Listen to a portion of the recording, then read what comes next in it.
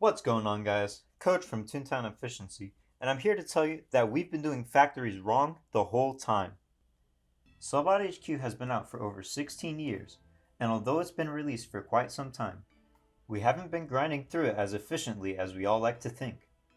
After hours of labbing, I'm here to show you guys how to effectively spend your time. Using these routes and tips, I managed to go from level 12 Hollywood to level 50 Hollywood in just 3 days. I've made a spreadsheet that I'll link down in the description outlining the most efficient way possible to max out Sellbot. When maxing the Sellbot suit, everybody cruises by until they hit the dreaded 5,500 merit mark. Now, most people's reaction to this would be to grind longs until they reach the amount of merits needed. But this method is inefficient, and honestly, it's a waste of time. Now I hear you guys. Coach, longs give the most merits. How is it the least efficient? Well, here are the reasons why. Long factories have 11 battles and only give 776 merits. They also have the most walking involved out of any other factory route. When you compare that to shorts, you'll find that shorts have much less walking. Not only do they have a shorter walking distance, but the 12 battles in 2 shorts have a higher average level of cogs than the 11 battles of a long, which means you get more merits per battle. By the time you finish a long, you can finish 2 short factories, which will give 184 more merits over a long. Not only this, but after 1 long, you'll need to regag. With shorts, you can finish 3 before needing to refill, which means less trips to the gag shop. Overall, I can think of 2 reasons why someone might want to do a long. The first would be to train their sound, which, in all honesty, is not an efficient way to do so. You're better off sticking to invasion buildings for training your gags. The second reason is that they can't find a group to do a short, which shouldn't happen because nobody should be running longs in the first place. I prefer to do factories with 3 people total. This way, everyone can pick the same sound gag, which saves time, and you don't have the liability that comes with 4 people in a run. This is what your sound setup should look like before heading into a short. For front shorts, you'll want 10 augas.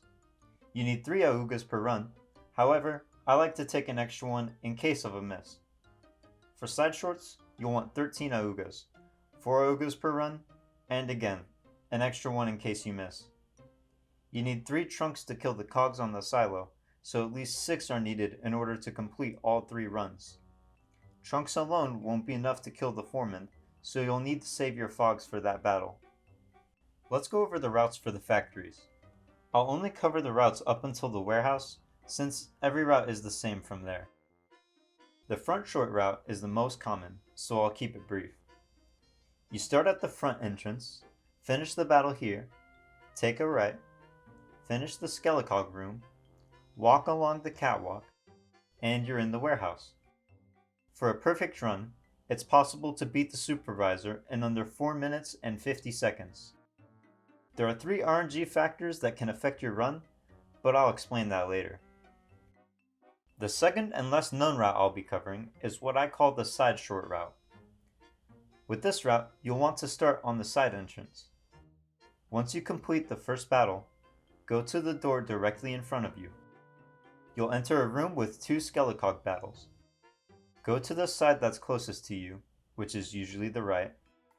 Then fight the other Skelecogs in the room. Once that's done, head straight towards the door. This will lead the way to the catwalk. Once you're on the catwalk, take an immediate left. After walking down the catwalk, you'll come across another intersection. Make a right here, and the next door will lead to the warehouse. It's possible to finish this run in under 6 minutes. The final route I'll cover will be the quickest short route.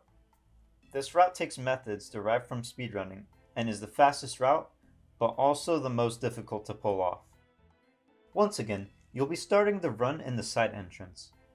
After clearing the first battle, head to the room with the 2 Skelecogs, but this time you won't be battling them. It's important not to wall glitch through the door, as this will spawn the Skelecogs for whoever is first in the room, and the person behind you will have to wait for the cogs to walk around before they can do the skip. To do the skip, run to the pipe to the left. You'll want to stay on this until you get past the high point. Once you're past the high point, run towards the wall at a 45-degree angle. Once you're close to the wall, pivot off and make a line towards the outside of the other pipe. It's okay to pivot a little here if you think you'll run into a cog otherwise. From there, just hug the second pipe and go straight. Follow the same path as the side short, and you'll find yourself in the warehouse. For a perfect run, it's possible to beat the supervisor in 4 minutes and 20 seconds. This method takes a lot of practice to master, so for beginners, I recommend doing front shorts instead, even though they're roughly 30 seconds longer.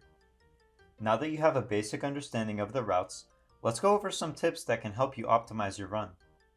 The first thing I'm going to cover is door glitching. This is when one or more toons glitch through an unlocked factory door to skip waiting for the door to open. This can be accomplished by one of two ways. The first way is for toons to arrive at the same location at the same time. How is this possible? Well, in any online game, there's the server and the client. The client is your computer, and the server is where your computer sends information to, such as inputs. Where you see your toon is client-based, meaning that it's the raw input from your computer. It takes time to send information to the server, and a delay in this is called lag. Where you see other toons is server-based. This means that the server has already received the inputs from the other players' computers and has updated that to reflect what you see on your screen. Well, due to the lag, two clients can send information that they're both in the same area at the same time. The way the game deals with this is just by pushing the other toons. Using this to your advantage, it's possible that the toons can be pushed through the door if the door is unlocked. Simply just stand in the middle of the door, and there you have it. The second way is to have one toon stand in the middle of the door and have the other toon jump on top of them. This pushes either one of the toons through the door due to the two toons not being able to be in the same spot at the same time. Next up is just a little tip here for front shorts. In the first battle, you want to initiate the fight with the cog furthest away and to the left. This is so the cog closest to the button immediately moves, and you can hit the button to unlock the door sooner. Having the door unlocked before the battle ends helps with all the toons arriving there at the same time. When you're in a battle, you can choose a gag as the cog is walking to join in from the standby area. This will make it so that the gag is selected at the quickest time possible. When you make it to the warehouse, you can initiate combat by jumping and going backwards off of the second step. It's possible for multiple toons to trigger the effect. However, you may miss the window if you take too long, so it could be better to just go up the steps. On the silo, the toon closest to the other silo should run there to initiate the second battle after you finish the first one. The other two toons should door glitch to hit the button, then run back to join the battle. It's quicker to walk around the battle and join when you're parallel with the toon rather than join at the first instance possible. As soon as you get to the foreman door, move slightly to the right to initiate combat so you don't need to wait for the door to fully open. Since I've gone over what can improve the run, I'll go over what can make it longer. There are 3 factors of RNG that can negatively affect the time in your run. The first factor is battle lag. This is when either a toon or a cog waits until the timer is at 1 to join the battle.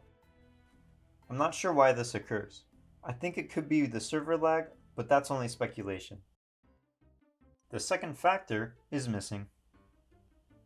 With your sound missing, you have to go through all the cog's attack animations, which adds roughly 20 seconds to your time. The final factor that can lengthen your run is the elevator. This isn't really RNG as the elevator runs on a cycle, however, due to the other factors such as game lag, pathing, etc., it can be very difficult to keep track of when the elevator rises and falls. Every 6 seconds, the elevator does an action, whether it's rising, falling, or staying on the level that it's at. If you get a really bad rotation, it could cost you up to 24 seconds. As a reminder, there's a spreadsheet link down in the description outlining the fastest way you can max out your Hollywood suit. This video took longer to make than maxing the actual suit itself, so if you enjoyed it, please remember to give it a like. Let me know in the comments below if you want to see more content like this in the future, or maybe see me live stream and talk about how to fully maximize your time in Toontown. I also have a Twitter and an Instagram, which I'll leave in the description if you want updates about future content, or if you just want to ask me any questions. That's about all I have for you guys. Thanks for tuning in.